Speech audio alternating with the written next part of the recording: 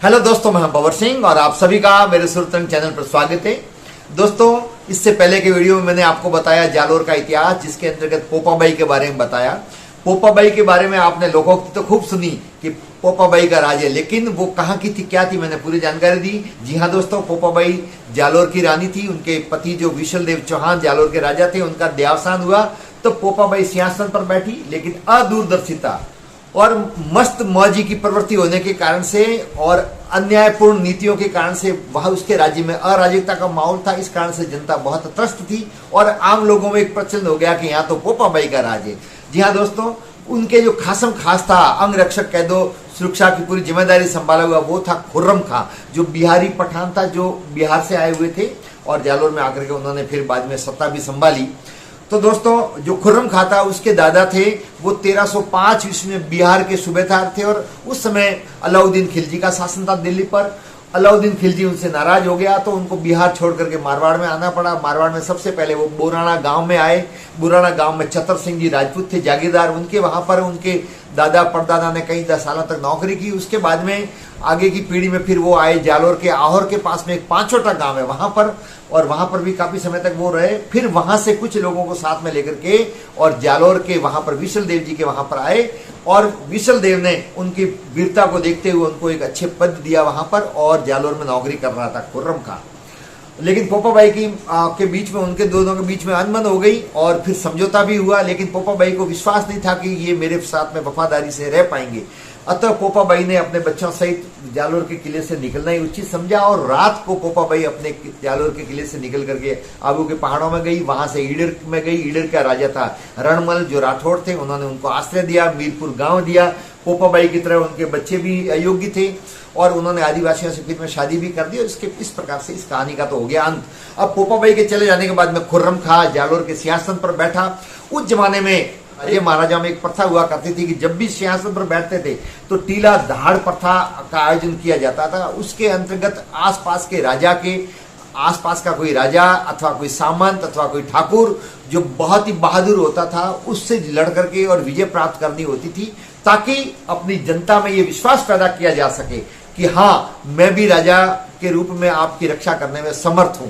हालांकि ये राजपूतों में ही प्रथा थी, लेकिन खुर्रम खान ने नीचे किया कि मैं भी टीला दहाड़ प्रथा के अंतर्गत वीरता दिखाऊंगा। अब उसके लिए उन्होंने नीचे किया कि सिरोही, जो रियासत देवड़ाओं की बहुत ही सूरवीर हुए हैं, जिनका इतिहास बहुत गौरवशाली है, उस सिरोही के पास में जालोर की सीमा की थोड़ा अंदर की तरफ जाते ही आज भी एक गांव है जिसका नाम है लास, जिसको वर्तमान में कैलाश नगर नाम दिया जाता है। उसके पास में एक गांव है जिसको बोला जाता है मणादर गांव। तो आज भी स्थानीय बोली में लोग दोनों को साथ में बोलते हैं ला मणादर, और लास गांव को वर्तमान में कैलाश नगर कहा जाता है। इसी लास गांव का जो जागीरदार था, जिसका नाम था त्रिभुवन सोलंकी, जो बहुत ही पराक्रमी, वीर और साहसी योद्धा था।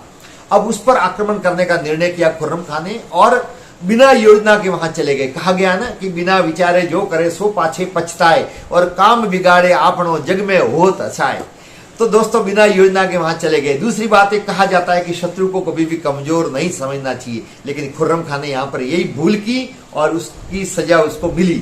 तो अपनी सेना की टुकड़ी लेकर के बिना ये सोचे कि आगे वाला क्या किस तैयारी में है, कितना वीर है, और लास्ट गांव पर आक्रमण कर लिया। लेकिन त्रिभुवन को पहले से ही पता था कि जालोर का खुर्रम खां टीला दहाड़ प्रथा के अंतर्गत यहाँ आक्रमण कर सकता है। चूंकि जालोर रियासत के पड़ोस में ही था लास गांव, तो उनकी तैयारी पूरी थी, आक्रमण कर दिया गांव पर। तो आमने सामने की लड़ाई हुई है। उस आमने सामने की लड़ाई में जिस वीरता और बहादुरी के साथ में छत्री लड़े, तो उस खुर्रम खां की सेना के सिपाहियों के पसीने छूट गए। जान बचाने के लिए उन्होंने भागना ही उचित समझा, लेकिन बहुत सारे मौत के घाट उतारे गए। और आमने सामने की लड़ाई में त्रिभुवन के सामने जैसे ही खुर्रम खां आया तो तलवार के एक ही वार से खुर्रम खां का सर है वो धड़ से अलग कर दिया और गया तो था उमंग और उत्साह के साथ, लेकिन खुद की जान गंवा बैठा। उधर जालोर पर स्वागत की तैयारियां हो रही थी कि जीत करके आ जाएंगे। पास में ही जालोर से बहुत दूर नहीं है, लगभग 45-50 किलोमीटर दूर है जालोर से लास गांव। तो दोस्तों, वहां जब यह अशुभ समाचार मिला तो शोक की लहर छा गई। उनका बेटा था यूसुफ खां, उसको सिंहासन पर बैठाया, लेकिन उसने उसी समय प्रतिज्ञा की कि जब तक मैं मेरे बाप की मौत का बदला नहीं लूंगा तब तक जालोर की गद्दी पर नहीं बैठूंगा। अब दोस्तों, उसको पता था कि आमने सामने की लड़ाई में तो मेरा भी वही हाल होगा जो मेरे बाप का हुआ है। तो उसने अपने गुप्तचरों को कहा कि तुम पता लगाओ, वहां से कोई गोपनीय जानकारी लो कि हम किस प्रकार से उस पर विजय प्राप्त कर सकते हैं। तो गुप्तचरों ने आम लोगों से जानकारी प्राप्त करके और आकर के और यूसुफ खान को बताया।